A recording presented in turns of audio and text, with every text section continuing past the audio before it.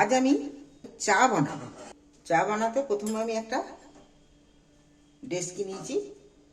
একবার এইভাবে চা বানিয়ে দেখো। প্রথমেই আমি শুকনো জায়গায় চিনি দিয়ে দিচ্ছি। চিনিটাকে নেড়ে লাল লাল করে দিতে হবে, তাহলে চায়ের স্বাদটা দেখবে আলাদা হয়ে গেছে। দেখো চিনিটা পুরো গলে গেছে। এইবার আমি এর মধ্যে জল দিয়ে দিচ্ছি। যেমন পরিমাণে চা করবে সেই রকম পরিমাণে জল দেবে। গ্যাসে জোর বাড়িয়ে দিয়েছি। এবার আমি স্বাদ মতো চিনি দেবো।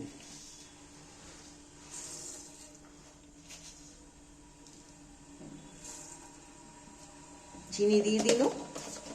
দুটো এলাচকে ফাটিয়ে নিচ্ছি। দিয়ে দিচ্ছি। এবার এইটাকে ভালো করে নেড়ে নেড়ে একটু ভালো করে ফুটিয়ে নিতে হবে। এলাচগুলো একটু ভালো করে ফুটিয়ে নিলে তাহলে এলাচের টেস্টটা বেরিয়ে আসবে।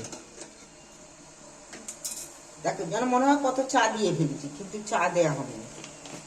এইবার আমি চা দেব।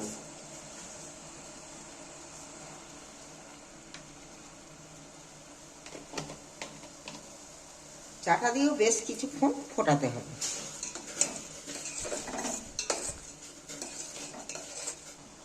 ফুটে দেখো চায়ের বেশ ভালো কালার এসে গেছে।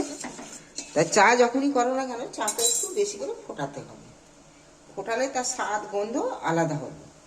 এইবার আমি দুধ দিয়ে দিচ্ছি।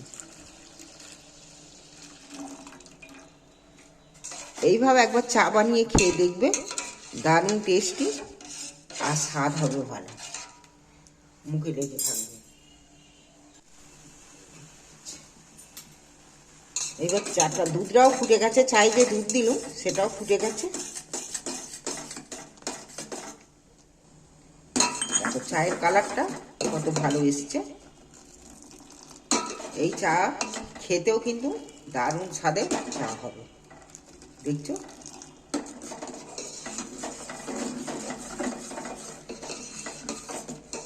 এইবার আমার চা রেডি। এবার গ্যাস অফ করে দিচ্ছি।